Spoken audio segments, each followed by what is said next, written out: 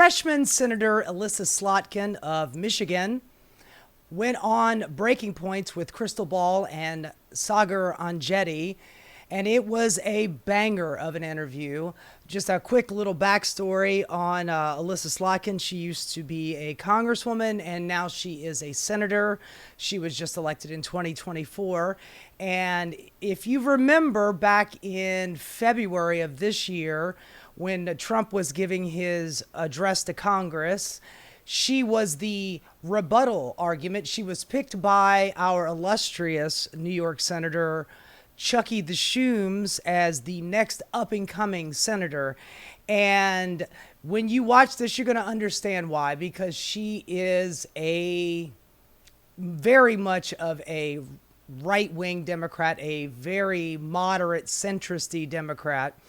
My nickname for her is CIA Slotkin because she was in the CIA. Now, I'm not going to belabor this. Let's just get to it.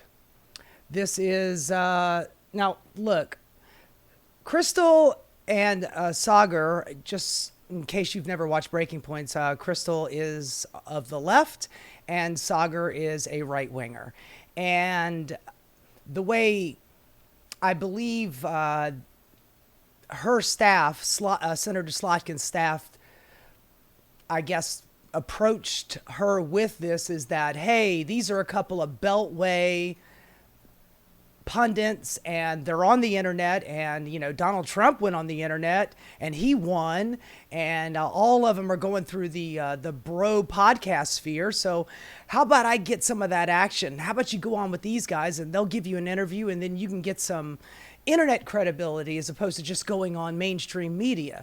So I believe that that was the tactic, but you will see how they kind of, I don't want to say lull her into this, but they throw up a couple of softball questions, get her nice and loosened up, and then they hit her with some hard stuff, and oh my God, it's amazing. Let's just start off with a softballer. They ask her about her thoughts on Zohran Mamdani's win in New York.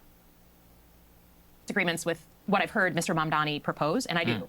But that message coming out of that election... What do you disagree with? Just, my family was a fourth generation hot dog business. Like, I am here because we live the American dream through capitalism. Okay. And so, she's a like capitalist. a lot of free stuff, to me, is not the answer. I don't think it's sustainable. It's not free stuff. God damn it. It's not free stuff. It's paid for by the taxes. Zohran Mamdani is, hey, let's make buses free so people can get to their destinations a little bit quicker. And it's going to be paid for by very wealthy taxpayers in the city. Oh, and let's do some child care so people can go to work, and that will be paid for by very wealthy taxpayers living in New York City. We have 123 billionaires. I think they can afford it. But, you know, capitalism, right? I don't think that it actually fixes the underlying problem. But I can have those disagreements. I think this is I would be thrilled to have that conversation with him or anyone else about like, hey, we agree that there's an economic problem here.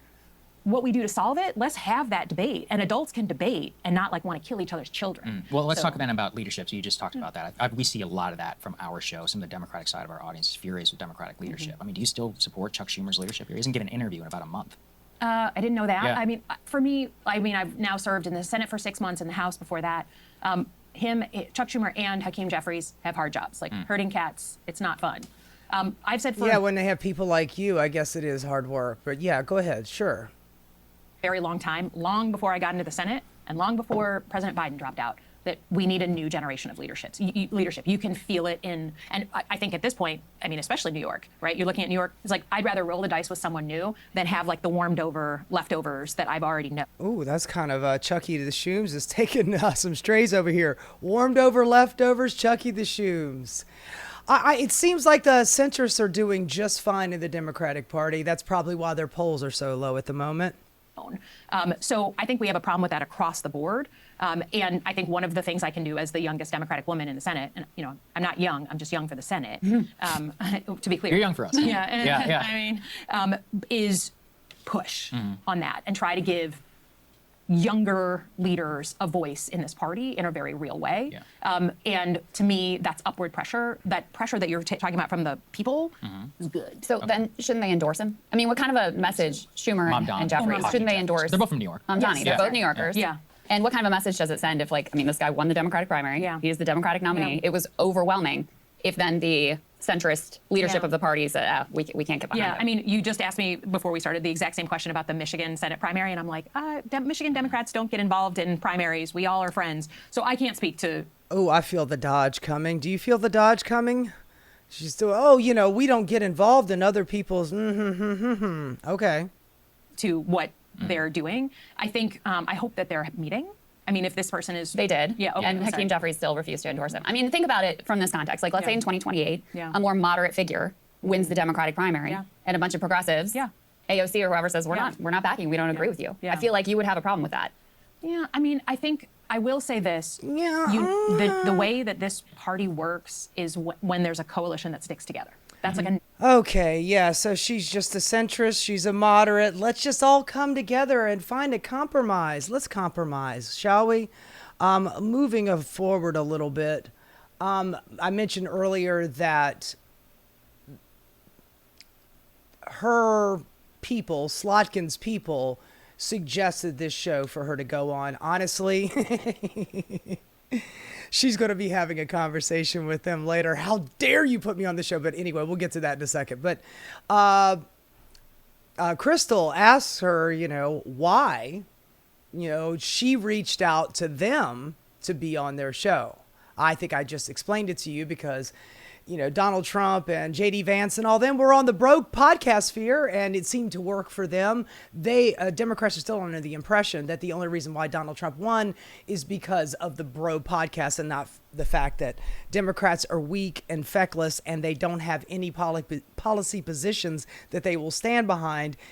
No, it's because of the podcast stuff. So anyway, Krystal asked her why she reached out. So I'm going to turn it to Krystal. Yeah, so I mean, I guess I'm actually a little curious, and forgive me if this is impolite. Like, I'm curious why you wanted to talk to us. What do you mean? Well, like, what Yeah. we don't have actually a lot of senators, especially ones who have very different ideology than us, reach out. So I'm curious what your goal was and why you thought to come here. Well, first of all, I think you have a good audience. I mean, right? We agree. If you appealed to like 4 friends on YouTube or whatever, then I probably wouldn't be here. But I think, to me, part of the problem is that people have kind of gone to their corners. And I live this, right? I live on my family farm in a town that voted heavily for Donald Trump. I've never won my town. I've never won my precinct. I've never won my neighbors. We get along, but I never won them, and I probably never will. So to me, I think that the people have gone to their corners, and like people who used to be able to talk about politics and disagree don't even get in the same room together. So I kind of like the idea of your show. Like, it was interesting to me when my team pitched me, right? We go through, and like, there's no hiding it. Lots of people are like, how do we evolve in this new space? Yeah. You know, like that's not you know, it's not that conversation isn't happening. It is, and I think that's good, and to the credit of lots of shows like yours. Yeah. Thank you. But I think She thought this was a Beltway show. The Breaking Points is based out of D.C. or just outside of D.C., so it's a Beltway show, and she figured, you know, this is going to be a safe space for me to go on. One person's a right-winger, one person's a left-winger, and they're just going to throw softballs at me. I'm going to go in there for 20, 30 minutes, knock the softballs out of the park, and then get the hell out of there and get a little bit of internet cred. That's what she thought. your show appealed to me as I was being pitched because you guys don't agree. And like, I am very focused. My dad was a lifelong Republican, my mom a lifelong Democrat. Like, Michiganders want to get back to a place where we can disagree on politics and not have it be so like bitter. So I hear you on the idea of like you want to talk about the economics and the unifying and cost of living, and I think that ignores a big elephant in the room, especially when you're talking about even Zohran Mamdani. The reason Hakeem Jeffries and Chuck Schumer don't want to endorse him is because of his position on Israel. The single most viral clip that he had in that election actually wasn't about cost of living, even though that's what he wanted to make his campaign about. His opponents, Andrew Cuomo in particular, wanted to make it all about accusing him of anti-Semitism and attacking him for his views on Israel and Palestine. So the most viral moment from that entire campaign, I believe, was this moment on the debate stage. Guys, this is E1. Let me go ahead and play this for you, and then I want to get your reaction. Mr. Mamdani. I would stay in New York City. My plans are to address New Yorkers across the 5 boroughs and focus on that. Mr. Mamdani, can I just jump in? Would you visit Israel? as mayor? I will be doing, as the mayor, I'll be standing up for Jewish New Yorkers, and I'll be meeting them wherever they are across the 5 boroughs, whether that's in their synagogues and temples or at their homes or at the subway platform, because ultimately we need to focus on delivering on their concerns. And just as we've yes or seen, no, do you believe in a Jewish state of Israel? I believe Israel has the right to exist Not As a Jewish state? No, as a state with equal rights. That was a hit piece like a motherfucker. I mean, there's a reason why it went viral, because they asked every one of those people running for mayor on the Democratic ticket in that particular debate. They asked them all, where would your first visit be? Where's the first place that you would go as mayor? And every last one of them said that they would go to Israel. Every last one of them, except for Zoran. And Zoran basically was like, hey, man, I'm trying to be mayor of New York City. I'm not the mayor of Israel. And each one of the debate moderators jumped in. Do you believe in an Israeli state? Do you believe Israel has a right to exist? I mean, they were on it.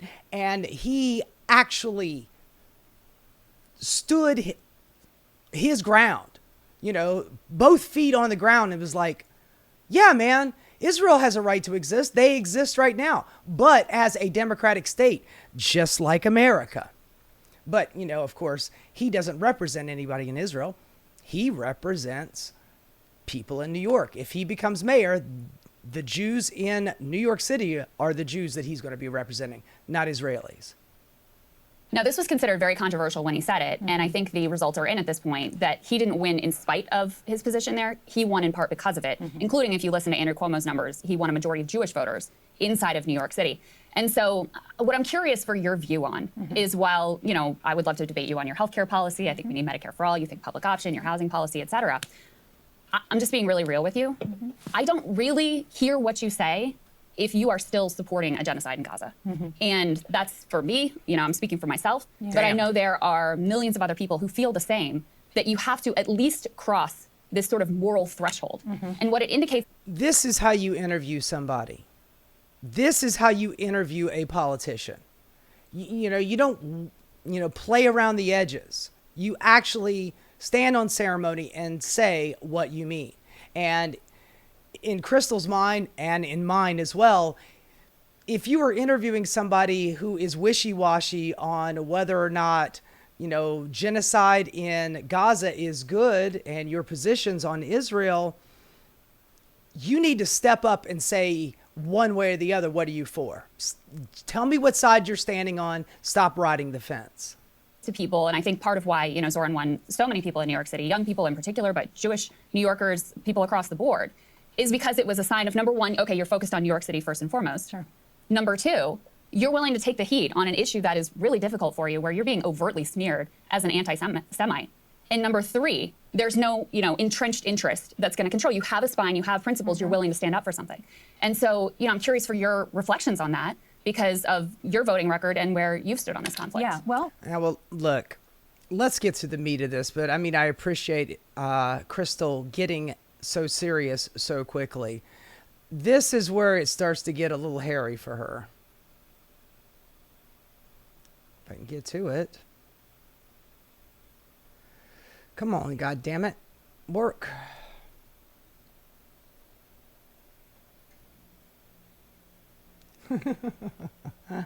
Oh my goodness gracious. Technical difficulties. One of them up till this morning. Yeah, here we go. Okay. But Senator, it's not just a political issue, it's also a moral issue is what I'm trying to get to. So let's talk about those, calling of balls and strikes, if you will. So first of all, do you accept that Israel has a policy of enforced famine and starvation in the Gaza Strip? I think I literally put my name on a letter yesterday or last night that says a policy of starvation, people are starting to starve.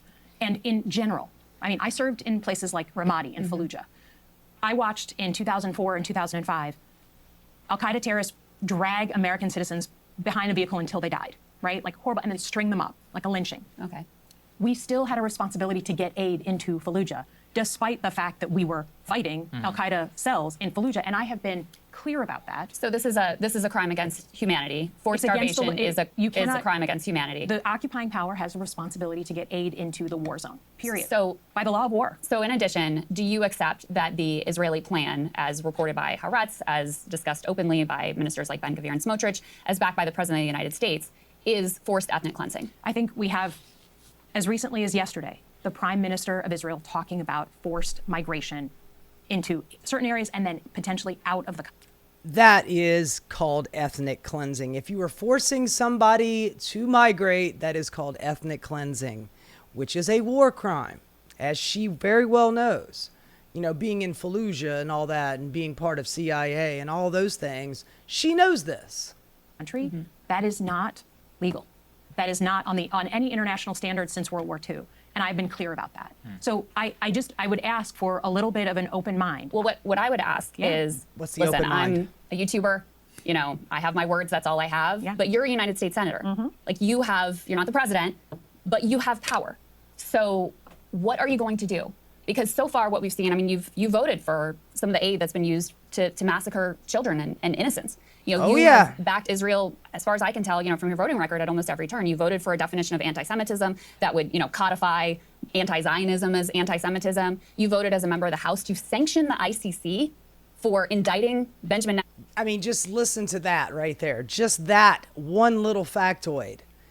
The ICC declared what Israel is doing is ethnic cleansing and a genocide, and they're both war crimes, and they need to be brought up on charges and prosecuted for it. And she voted to sanction the ICC along with all the other Republicans.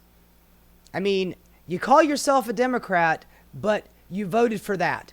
You call yourself a Democrat, but you voted for the Lake and Riley Act, which has enabled all of the ICE Gestapo to be doing all of the black bag tactics that they're doing on the street. You keep voting with the Republicans and calling yourself a Democrat. Eventually, your Democratic constituents are just going to be like, why don't you just switch parties? Because that's who you work for. Netanyahu, who you just admitted is a war criminal, you know, by your own words. So are you going to join Senator Angus King, Senator Bernie Sanders in saying no more aid to this country that is committing war crimes against innocent civilians? I think the first thing, if you're asking about what to do with power, and I would offer that right now Democrats own nothing in Washington. So Don't play powerless with me. You're a United States Senator. Oh, I love that. I love it. That's the same thing that Chuck Schumer does, same thing that Hakeem Jeffries does. Every time, they're like, well, I mean, we don't have any power or anything. You are a United States Senator. There's 100 of you. You have so much more power than all of us. And, oh, well, there's really nothing we could do about that. Yeah, don't play powerless with me, sweetheart. There are things you can do. In terms of who runs our foreign policy, I just think it's interesting, right, that there was a ton of protests when Democrats were in charge. There was a protest in Manhattan yesterday. I think it's fair. Oh, man. She was on it. She was on it. Slotkin's like, hey, yeah, there were so many protests going on, you know, under Biden. How come nobody's protesting? There was a protest in New York yesterday. Oh, okay. Well, I mean, never mind. To say, just to be honest, that back and forth, like the number of protests that go on now versus before. Well, is they were very part of different. your political coalition. Well, that's right? not. I mean, Honey, there have been a fuck ton of protests since Donald Trump took office. A fuck ton. Like, you ever heard of the expression pick your enemy? You pick pick your opponent. If you have the option to, you know, debate against somebody who is closer to your ideology or somebody who is super far away from your ideology, you pick the one that's closer. That way, there is going to be some ability to, you know, compromise, some ability to, you know, share in the debate. If you were debating somebody who is completely against your ideology, you're not going to get through that wall. There's a brick wall there, you know? So when we were all protesting against Joe Biden, it was us trying to push him in the right direction because, hey, we're all on the same side. This is good faith. Move with us. Pushing against Donald Trump is pointless because the guy is not going to listen to us at all. The only thing that has shook him since he's been in office is this Epstein thing, and it's only because his people are pushing him. he doesn't give a good goddamn about Democrats. So the reason why people were pushing up against Joe Biden during the beginnings of the genocide back in 2023 and 2024 is because we had the hope that we were going to be able to push him. We pushed against Kamala Harris because we thought we were going to be able to push her. Unfortunately, it was to no avail, but anyway. Senator fair. Slotkin, That's fair. Obviously, I'm here. Yeah. I was very upset over the Biden administration policy. And as you can tell, I'm very upset over the Trump administration policy. So let's deal not in strawman, but me Okay, and but here in and now. terms of what, so the tools that I have, the tools that we have in general, to me, the most important thing is a pressurized campaign to get aid into people who are starving. That to me is the number one, because that's the one is urgent and today. And that. But will you cut off aid to Israel so long as they're committing crimes against humanity? There is a difference between a weapon to protect a country from incoming missiles versus other type. Offensive and defensive weapons are different. So Oh, here we go. The offensive defensive weapons. You know, these weapons are made to, you know, to kill people, and these weapons are made to protect us by killing people. I will reject that out of hand. Israel has a defense mechanism called the Iron Dome, which we gave them, which we fund, which we replenish all the time.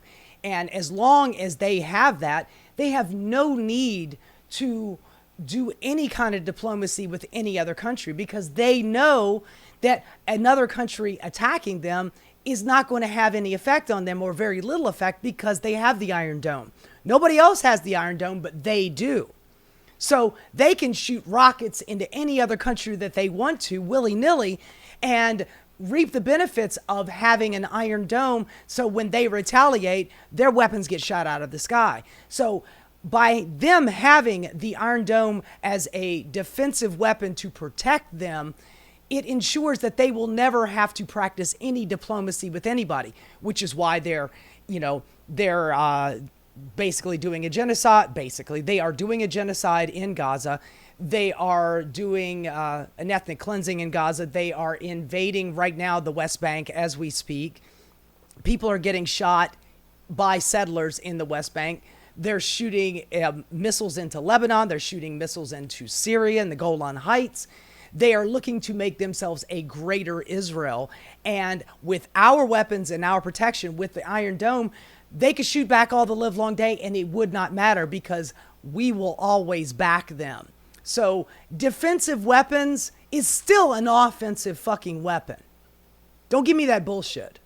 Or offensive weapons ban? Like, would you stop any offensive aid to Israel? That certainly, to me, would be a place to look, but I'm not going to cut off a blanket next sale on a defensive weapon. Let's hear that again because that was really good. Other type, offensive and defensive weapons are different. So would you support offensive weapons ban? Like, would you stop any offensive aid to Israel? That certainly, to me, would be a place to look, but I'm not going to. Oh my God. She's like, well, you know, we got to make sure that, you know, we keep giving them the defensive weapons. Well, would you get rid of the offensive weapons? Well, you know, I mean, we could look at that, but, you know, I mean, maybe. Jesus Christ, woman. Wow. Just wow. Cut off a blanket next sale on a defensive weapon that comes through. No. I also reject that because, for example, if, Senator Slotkin, if you were asked to support defensive weapons for Iran, defensive weapons for Russia, you wouldn't back that. No, but Iran, but they're defensive. They're just protecting civilians, right? Right. So how is it different? But because Israel's being shot at. Well, so is So is Iran. Yeah. So is Russia. Ukraine's shooting at Russia right now. Right? I'm sorry. This is the difference between allies, partners, and adversaries. Why is it No. an ally then? What are they doing right now, which makes it an ally? That's a good I think question. allied relationships, just like Lithuania right now, like an allied relationship Lithuania? or a partner relationship. Honey, Lithuania is not doing a genocide at the moment, okay? Lithuania is not shooting at like several other countries with our weapons. Lithuania is not armed with our weapons. Lithuania is not funded by our money and our weapons. Lithuania, huh? Relationship is a long-standing relationship of information sharing and diplomacy. And that is, to me, it's not a like, every day we decide Lithuania is our ally or not. We're allied or not. And sometimes we have big breaks with allies, right? Sometimes we have difficult moments with allies. Sometimes it goes the wrong way with allies. But an allied relationship is a long-term relationship. It's hard for me to understand why we should ally. Like, I'm sure you believe in, like, or claim to believe in liberal human rights. why would we would ally with a nation that is committing a genocide and live streaming So it? can I ask literally like this? I think about this from the mirror image way because I do not support the things that Donald Trump is doing, right? But I'm an American. So do I want other countries to look at America and be like, we can't stand Donald Trump, so we're going to end any longstanding relationship we have with the American people. We're going to cut off any support we give them on information sharing or intelligence sharing. Like, we are not just our elected leaders. And I think that's the thing that's been lost in the conversation. So B'Tselem and another Israeli human rights organization joined the Global Consensus, Amnesty International, some 800 scholars. There was a piece from an Israeli scholar in the New York Times in saying this is a genocide. Do you accept, even Marjorie Taylor Greene yesterday came out and said it's a genocide. That's right. Do you accept that? Fucking MTG. And if you do, I mean, what responsibility does a United States senator have? For this is a nation that we send every year billions of dollars to aid that you have voted for and supported. Like, what responsibility does a United States senator have to prevent genocide and to stop genocide that we see ongoing? We have a responsibility up till today to ensure that food is getting in. Is it so a that genocide? People don't starve. I don't know that I'd use that term, Why? but it is violating the law of war. Why don't you use the term though? Because I think it's, to me, do I think it's ethnic cleansing, which is what I think of in genocide? I don't know if it meets that definition. They're announcing. You were just saying 2 seconds ago that they are trying to move people out. Israel is saying on the daily basis, we want to starve them or force their migration. That's ethnic cleansing. That's literally the definition of the word. You were just agreeing to that a second ago, and now you're like, I don't know. I don't know if it's genocide. Was it? And then she proposes a question to herself. Well, I ask myself, is it ethnic cleansing? And then, I think maybe no. What the fuck, woman? Didn't you say it earlier that it was ethnic cleansing? You said that they wanted to force it. I mean, this is open from the Israeli government. Like, they're saying it. They're And from Minister of Trump, National too. Security. They come out and they're like, we don't need shells. We need shells, not food, and we need to encourage migration. Look, they're saying you're not going to get me to Yeah. support what the Israeli government is saying right now. I think the They're point not. I was trying to make is it's not just about, like, we have relationships with nations over time, regardless of who their leaders are. We have really tough moments. We have easier moments. But that doesn't, so I'm not willing to say that, like, I hate everything ever. Sure, into but so the future. even if you accept that they're committing a genocide, you still wouldn't cut off their aid? I think that defensive aid and offensive aid are different things. And I think at this point, So what if they're Nazi doing Germany, every single day if is Nazi doing- Germany said we want defensive aid, I mean, it's Come just on. you have to see where. I mean, she's over there going, Nazi Germany. Come on. Honey, I don't know if you're aware of this, but she should because she was in CIA. She should very well be aware of this. We funded Germany quite a bit up until the moment where we decided, okay, they've gone too far. Now, we were really late to the game on that. Russia was doing most of the fighting against Germany at that time, but beside the point. But we were funding Nazi Germany. We were in trade agreements with them for fuel and for rubber for their tires, for their tanks, and all that kind of shit. We were there for them, so it's not that big of a stretch. But yeah, I mean, would you give Nazi Germany their defensive weapons? They're not offensive weapons. They're all weapons that are being shipped. In They're another not using context, the weapons that they're using right now. I mean, to be honest, if you look at what's happening on the ground, the military part of this conflict is, for the most part, over. What they are doing, no. what What? they are doing Senator, every single day What? is around aid, and they are hurting They people have around the slaughtered over delivery of 1,000 aid. people who were just starving people just trying to get aid. Yeah, in the last couple of months with the whole Gaza Health Foundation, the Orwellian term for let's herd all of the Gazans down south so we could, bulldoze the entire north of Gaza and start building our little resort town. But while they're down south trying to get some food in the 4 remaining places where we provide food for them, they've shot over 1,000, I think it's 1,100 people in like the last month or so. Every day there's like 100 people that are shot, and there's a handful of people that starve, which is growing exponentially because the starvation is getting out of control. But I mean, you get the point. It's I know not you high- know this. That's not high intensity bombs. That's not the weapons that we were talking about. They're 2 years just ago. bullets It's just that we not. I'm sorry. provide. Every single day, the military reports that I read, they are traditional. Like, this is a military that has a bad strategy. It is not the. Oh bombs that my God, a bad strategy. Yeah, man, a bad strategy. You know, Hitler just had a bad strategy when he was putting them in the gas chambers and in the concentration camps and all that stuff. It was a bad strategy, man. Yeah. I mean, if he'd have just had a little bit better strategy, you know, like Netanyahu, where it's a slow-moving genocide, where they kill a couple of hundred every day, that would be better than mass genocide, you know, thousands and thousands of people in gas chambers. You know, I mean, what's that smell? What's that white smoke coming from? What's that all about? They had a bad military strategy. Give me a fucking break, woman. We're seeing 2 years ago. It's not a military that has a bad strategy. The strategy is forced starvation That and is- ethnic that is cleansing. not a- That's that is- their strategy, and they're accomplishing it very effectively. Yeah, it's with the working. full backing of the United States government, including sadly Democrats. Well- and so a couple more. Oh, questions. Slotkin, she is regretting this interview big time. Well, she's like, God damn it, what did I agree to here?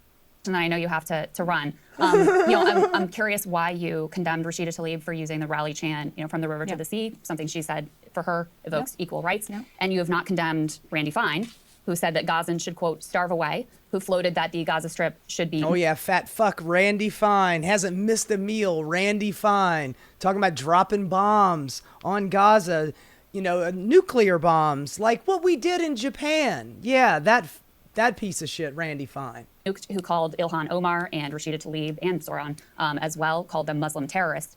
Where is I the have no concern over problem him? condemning. I have no problem condemning. Yeah, but have you? Because you haven't. You condemned Rashida Tlaib for saying river to the sea, which is very benign. But when Randy Fine says we need to drop nukes on Gaza, not a peep. Not a fucking peep. Oh, I don't really know who he is. Woman, he's in Congress. You know who he is. Stop pretending to be stupid. Randy Fine, who I don't know, I'm sorry, I don't know who that person is. I have no problem condemning someone who talks like that. Senator, we have to ask your last question because your staff is telling us. Do you think AIPAC should register as a foreign lobby?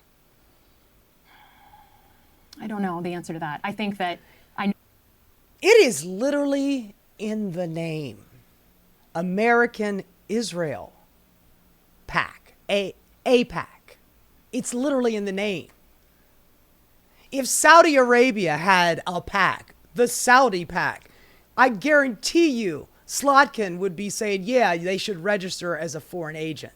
But Israel, no, they're the home team, man. And by the way, just in case you were wondering before you have to look it up, I will tell you right now, Senator Elissa Slotkin has received over $600,000 from AIPAC and other Israeli affiliate donors. 600,000. Now she'll say that she doesn't do it anymore, but she gets it from other sources. I'll get to that in a minute. But $600,000. We know where her bread is buttered. know plenty of people who think they should. I don't. It's kind of a cop-out answer, don't you think? Yeah, I literally, cop I out. just guess I'd have to look at the definition. I certainly have had my I gotta go look tough moments with that. I gotta go look at the definition. Come on, man. I gotta go look at the definition. Organization, and So you stop accepting their funding? you gotta get your facts straight. I have not been endorsed by AIPAC. I just have gave you not- some I'm facts. sorry. I was the first Jew You were elected to the Senate that was not endorsed by any Jewish group. AIPAC, J Street. You've been the recipient of their funds. In 2018, when I first ran, people who were members, yes. But I mean, that long ago time in 2018, that was like ancient history. Way back in 2018 and 2019 and 2020 and 2021. Long time ago. I mean, that's ancient history. Don't look over there. not been endorsed since then. And I just got to be honest, I think that this is where facts really matter. I've had very, very difficult conversations with my colleagues in that organization. And I'm about to have a difficult conversation with my staff for getting me this goddamn interview. I am so fucking pissed. And made a choice back in 2021. 2021. So that was the first time I was up for re-election. God, 5 years ago. I Wow. understand that there's a 4 years ago. again, cornered position. But to me, I call balls and strikes as someone who served in the Middle East. I have one more question. I call balls and strikes. I'm for good things and I'm against bad things, man. That's what makes me a good politician. Because nobody is against, good things and for bad things. That's why I'm good. That's why I was elected, man. Ask you. We do the show. I really do my best to try to uphold, like, basic human rights, Palestinian humanity, oppose the killing of innocent civilians wherever that happens. And I have to tell you, like, I feel really guilty that I'm not doing enough. I think all the time about, I'm a mom, I think all the time about those moms who can't feed their babies. Those babies are starving to death. And I just want to know, like, you're a United States Senator, you did vote for some of the bombs that were dropped on refugee camps. When kids have been sniped in the head, tents firebombed, people set on fire. The entire Gaza Strip turned into rubble. And now we're seeing these emaciated bodies of babies starving to death every day. And I'm like, I know what you can do. Does it eat you up? Does it eat you up? Do you think, like, what more could I do? Do you regret any of your votes? Do you let me regret tell any you what I sort was of working on this complicity? morning. A group of Jewish rabbis and Muslim community leaders came together with a proposal that we are working on just getting, like, if we can't get other aid in, at least get baby formula and nutritional supplements for children in.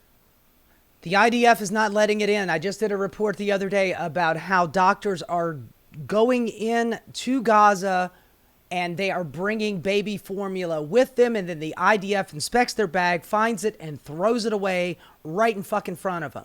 They are not letting it in. So you can collect all the baby formula you want. Honey, I hate to break it to you, but there are truckloads of baby formula and medical supplies and regular food just waiting on the other side of the gate outside of Gaza that is not being let in. I don't care how many Muslim groups or Jewish groups you meet with. If the food is not getting into the country, then they're not going to be able to eat it.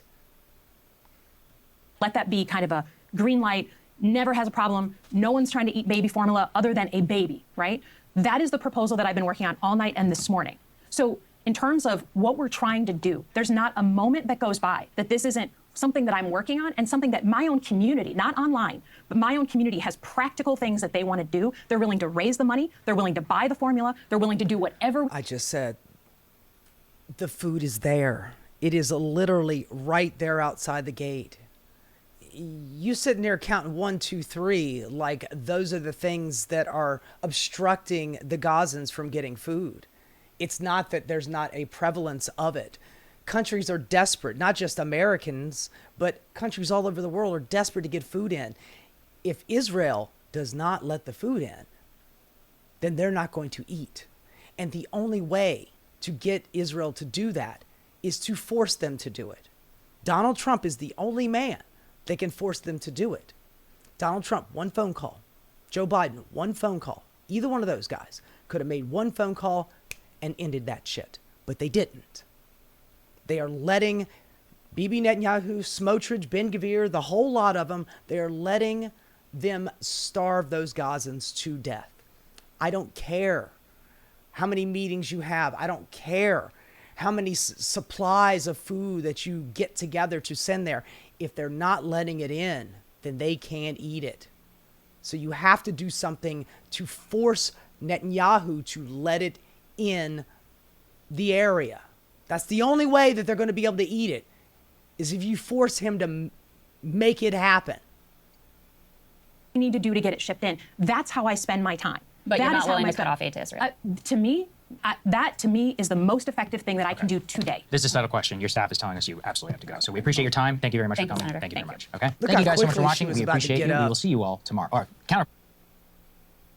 So, Emily, much anticipated. Anyway. God damn, man. That is how you interview. That is how you interview a politician. You hold their feet to the fire. You don't let them come on and give their propaganda talking points. You smack them around. Oh, and by the way, just in case you were wondering, check this out. Early career, Central Intelligence Agency, right there, right after she graduated from school. And then she worked, worked under George Bush for a little while, and then under Barack Obama, and then here lately in 2025, Slotkin was one of the 12 Senate Democrats who joined the Republicans to vote for the Laken-Riley Act. Yep, that's her. Centrist Dem extraordinaire. This is about the interview that she did. Slotkin claims no AIPAC endorsement since 2021 after funding question records show 2022 cycle donations from AIPAC and other pro-Israeli groups on breaking points. So she still is getting money right there. It was like the Jewish Victory Fund and in other various sources, but she is still getting money. It's just being funneled through other means other than directly through AIPAC. And even the Pod Bros had something to say about it.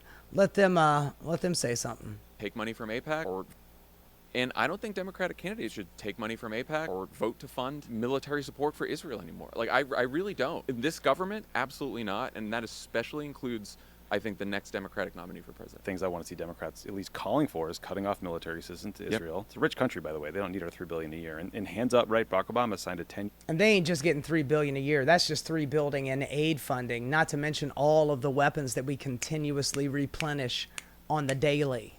Year MOU for $3.3 billion a year. Like, so we're part of the problem here. Let's correct it. I would like to see talk about sanctioning Israeli government officials who use genocidal rhetoric or talk about ethnic cleansing openly. We should support a ceasefire resolution at the UN. We should demand that international press be allowed into the Gaza Strip to report on what's happening without an IDF minder. It's insane. The press still can't go into Gaza and cover what's happening. Yes, I also it think is. like, there has to be a total mindset change in the Democratic Party. When the war ends, we are not going back to the pre-October 7th status quo because it's not where the party is. It's not where the world is. We're not going to shovel billions a year in military aid. We're not going to veto every effort to recognize a Palestinian state at the UN. We should not take money from AIPAC. And like, I will hold out hope for better political leadership in the U.S. and in Israel. But we have to also recognize that the Biden era hug Bibi Netanyahu strategy has to be thrown in the trash can for fucking ever. Netanyahu is a bad actor. He's continuing a war for political purpose. Now, look, I mean, I appreciate the Pod Bros from Pod Save America, the Pod Johns. I appreciate what they're saying here, and that is absolutely where the Democratic Party needs to be. We need to be using that tactic of cutting off funding from Israel to stop them from doing a genocide. That is the tactic that we need to be using. In fact, it's the only tactic we can use at this point. But I mean, going forward, we can't go back to the way it was beforehand where, you know, every once in a while there's a little skirmish and then there's a big bombing campaign from Israel into Gaza, and then, you know, it subsides, and then a few months later it happens again, and the cycle continues. We cannot keep going back to that, and I can goddamn guarantee you that most of the Democratic voters out there are sick to death of this bullshit. But I mean, as far as, and this is what I'm afraid of, replacing Bibi Netanyahu with like somebody like Ben-Gvir, you're going to get the same result. Just because you replace this guy with another guy from the Likud party, they're still going to be doing the same shit.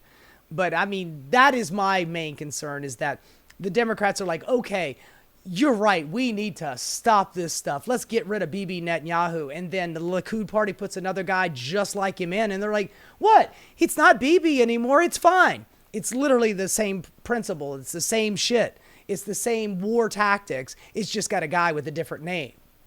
He bombs Lebanon when he wants to. He bombs Iran when he wants to. He bombs Syria when he wants to. This is not a partner we can count on. This is not someone who is like leading to calm and stability in the region, which should be a core interest. Like, at this point, cutting off military funding for a government that is starving 2 million people and advertising how they're ethnically cleansing the Palestinians seems like the least we can do. Especially if we're going to head into a primary, like table stakes is going to be no more military aid for Israel. So there will have to be a shift, and I do think that will mean putting far more pressure on Israel, and that's what I think Democrats want. By the way, that's what the country wants, and when you poll Israelis, they say they want a fucking ceasefire. Oh, that's not true. That is not true. The problem is in Israel that there's like maybe 5% of people Israelis living in Israel who think that Bibi and the IDF have gone too far. Most of them are like, we're fine with this. They're okay with it. They're having brunch while everybody else, on the other side of the wall is starving. So, look, it's just, all of this is very frustrating. I know it's frustrating you watching this. I know it's frustrating to most of America. I believe, if I'm not mistaken, it's like 70% of Republicans are for this. Only 8% of Democrats are for this, and the independents are like 70% against, 30% for. So the majority of America is against what's happening, our funding of this genocide. And, the American people are speaking out, and we're voting with our feet, as Ms. Slotkin said. So, when we vote for somebody like Zoran Mamdani, who is saying, yeah, man, I'm fine with Israel being a state, sure, but they need to be a free democratic state where everybody has freedom. And not one group is a second-class citizen, and then you have third-class citizens in Gaza who were just, or in the West Bank, and then you have like fourth and fifth-class citizens in Gaza where we're just willy-nilly dropping bombs and starving them to death, hoping that we can force them out under the cover of night into Jordan or Lebanon or Libya, where they can be sold into a slave trade. So anyway, I just wanted you guys to watch that interview, because that is how a journalist is supposed to interview a politician. We have access politics all the time where, well, we can't be too mean to them or else they won't come back. Well, what's the fucking point of them coming back if all they do is lie? Bust their chops one time. Get it out in the open, in public, on camera. Bust their chops. Bust their ass with the truth. Watch them flounder. If they never come back, that's fine. They weren't worth coming back. If you throw little softballs and then they're willing to come back all the time, wow, you got access to a lying fucking politician. And it's not good television. It's not good for the American voters. And the people who are watching it are going, why don't you ask them a real question? So nobody is getting any kind of political nourishment out of this.